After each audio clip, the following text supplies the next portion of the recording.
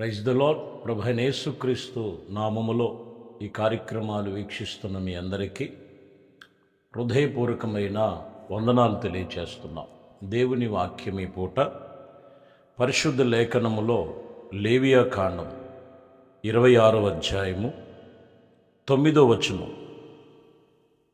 ఏలయనగా నేను మిమ్మలను కటాక్షించి మీకు సంతానమిచ్చి మిమ్మలను విస్తరింపచేసి మీతో నేను చేసిన నిబంధన స్థాపించదను.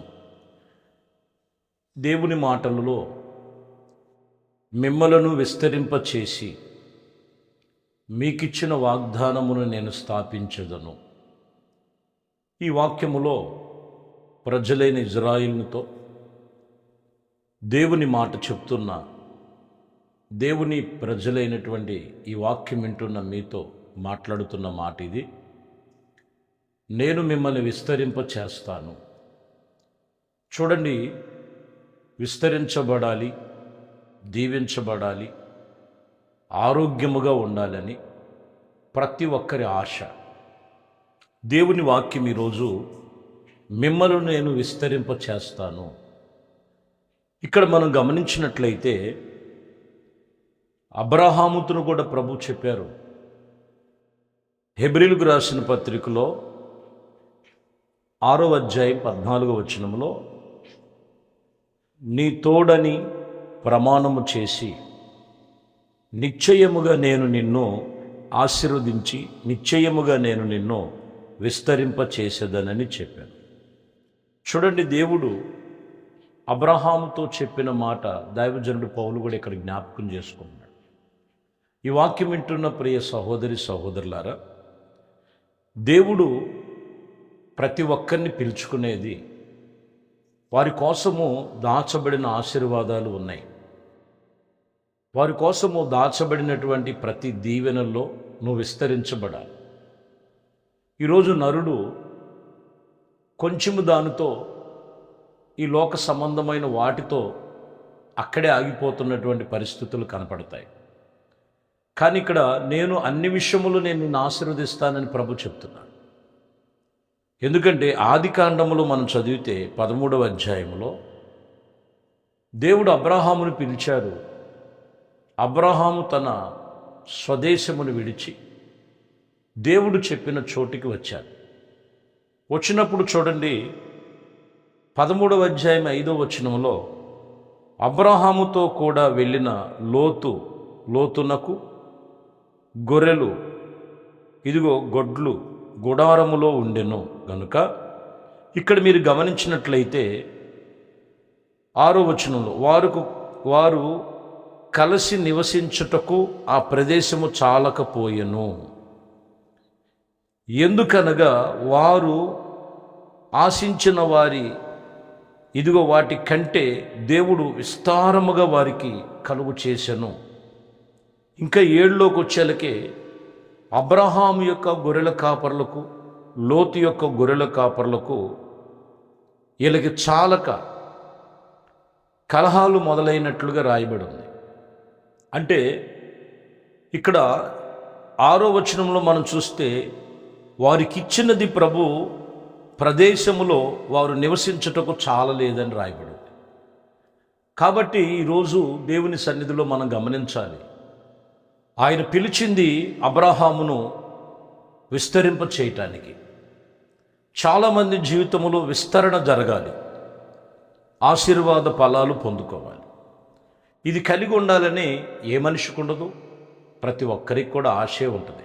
కానీ ఆత్మ సంబంధముగా ప్రభు చెబుతున్న మాట ఏంటంటే, నువ్వు ఎంతసేపు ఈ లోక సంబంధముగా నువ్వు విస్తరించబడి ఆశీర్వాదం కొరకు కాదు, కానీ ముందు ఆత్మీయులకు ఉండవలసినటువంటి దాని గురించి యోహానుకు రాశారు 3వ పత్రికలో 1వ అధ్యాయములో 2వ వచనం ఉంటుంది. 1వ అధ్యాయం అక్కడ అంటారు, ప్రియుడా, నీ ఆత్మ వర్ధిల్లుతున్న ప్రకారము అన్ని విషయములు నీ వర్ధిల్లుచు ఇదిగో సౌఖ్యముగా ఉండవలనని ప్రార్థన చేయుచున్నాను అని చెప్తున్నాడు. అంటే ఇక్కడ ఆత్మ వర్ధిల్లుతున్న ప్రకారము అన్ని విషయములు వర్ధిల్లుతూ ఉంటారని.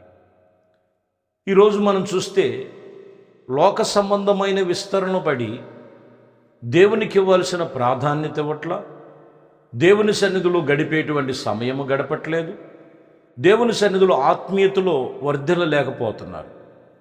అందుకని అక్కడ విస్తరణ జరగట్లేదు. ఇక్కడ అందుకని అంటున్న మాట, నీ ఆత్మ వర్ధిల్లుతున్న ప్రకారమును అన్ని విషయములో వర్ధిల్లుతూ సౌఖ్యముగా ఉండాలని దేవుని వాక్యం చెప్తుంది. కాబట్టి ప్రియమైన దేవుని బిడ్డలారా, మిమ్మల్ని విస్తరింప చేయటానికి ప్రభు ఈ ఉదయకాలం మాట్లాడుతున్న మాటలో మొదటి భాగం ఏంటంటే ఆత్మ వర్ధిల్లుతూ ఉండాలి. హెజ్కేలు గ్రంథములో 31వ అధ్యాయము 2వ వచనం చదువుతున్నాం. నరపుత్రుడా, నీవు ఐగుప్తి రాజునతో అతని సమూహమునతో ఇట్లా అనుము, గనుడువై నీవు ఎవనితో సమానుడవని చెప్పు. ఇక్కడ గమనిస్తే ఐగుప్తి రాజు ఫరో గొప్పవాడుగా అని చెప్పుకుంటున్నాడు, కానీ మనం ఆరాధిస్తున్న దేవునికి సమమైన వాడా? భూమి మీద ఎవరూ లేరు. సామర్థ్యత కలిగిన వాడు, నిన్ను హెచ్చించగలిగిన వాడు, నిన్ను విస్తరించగలిగిన వాడు, ఆయన వాగ్దానాలు నెరవేర్చగలిగిన దేవుడు సర్వశక్తిమంతుడు కదా.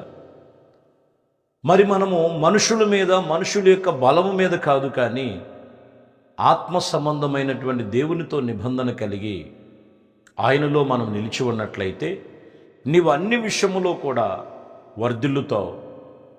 అంతేకాదు, నీలో విస్తరణ జరుగుతుంది. చాలామంది జీవితంలో ప్రారంభ దశలో ఉన్నటువంటి ఆత్మ సంబంధమైన వైరాగ్యం, భక్తి, ప్రార్థన రాను రాను వారి జీవితంలో ఆత్మీయతలు వర్ధిల్లలేకోకుండా బలహీనపరుస్తూ ఉంటుంది. ఈ సమయంలో ఏ బలహీనతల్లో పడిపోయి ఉన్నావో, ఇదిగో లోకములో ఉన్న వాటి మీద ఉన్న మక్కువ, దేవుడి సన్నిధిలో ప్రార్థన యందు ఆత్మ సంబంధముగా ఎదిగే విషయంలో ఆసక్తి కలిగి ఉంటే అన్ని విషయంలో నువ్వు వర్ధిల్లుతావు. కాబట్టి ప్రియమైన దేవుని బిడ్డలారా, ఈ ఉదయకాలము ప్రభు మనతో చెప్తున్న మాట, నిన్ను, నీ కుటుంబాన్ని దేవుని ఆత్మీయతలో ఎదుగుతూ వర్ధిల్లుతున్నావా? ప్రతి విషయములో విస్తరింప చేస్తాను. ఒకవేళ దేవుని కాదని ఎక్కడైనా బలహీనంగా ఉన్నావా? దానిని నువ్వు సరిచేసుకొని దేవుని వైపు నువ్వు తిరగగలిగితే ప్రభు నిన్ను అన్ని విషయములో ఆయన మిమ్ములను విస్తరింప చేయునుగాక. దేవుడి మాటలు దీవించునుగాక. ప్రార్థన. పరిశుద్ధుడా, ప్రేమ కలిగిన తండ్రి, ఈ వాక్యమును నాయన ఉదయకాలము మిమ్మల్ని నేను విస్తరింప చేస్తానని చెప్తున్నాను. ఏ విషయములో విస్తరణ జరగలేదో, లోకములో ఉన్న వాటిని ఘనముగా ఎంచుకుంటున్నారేమో, గనుడైనటువంటి మీతో పోల్చగలిగినది ఏమైనా ఉన్నదా? ఆత్మీయతలో వర్ధిల్లటం, ఆత్మ చెప్పుతున్న సంగతులు అన్నీ విని వాటి ప్రకారంగా జీవించటంలోనే విస్తరణ ఉన్నది కదా. అందువలనే కదా అబ్రాహామును పిలిచినప్పుడు ఏమీ లేనివాడుగా వచ్చాడు. అబ్రాహామును ఆ ప్రాంతంలో, ఆ ప్రదేశంలో ఆయనకి చాలనంత, చనిపోయినంతగా, ఇదిగో అక్కడ పట్టనంతగా విస్తారముగా దేవుడు కలుగు చేశావు కదా. ప్రభువా, మీకే వందనాలు, స్తోత్రాలు. ప్రతి బిడ్డను కూడా మీ చేతులకు అప్పగిస్తున్నాం. వారు చేస్తున్న ప్రతి ప్రార్థనలు ఈ ఉదయమే ఎవరైతే ఏకీభించి ప్రార్థనలో అయ్యా మీ సన్నిధిలో తీర్మానం చేస్తున్నారు, వారిని, వారి కుటుంబాలను అన్ని విషయములు విస్తరింపచేసి ఆత్మ సంబంధమైన కార్యాలు మీ కృపలో జరిగించమని నజరేయుడైన యేసుక్రీస్తు నామములో ప్రార్థించి వేడుకొనుచున్నాము తండ్రి. ఆమెన్. ప్రభు మిమ్మల్ని దీవించి ఆశీర్వదించునుగాక. ఆమెన్.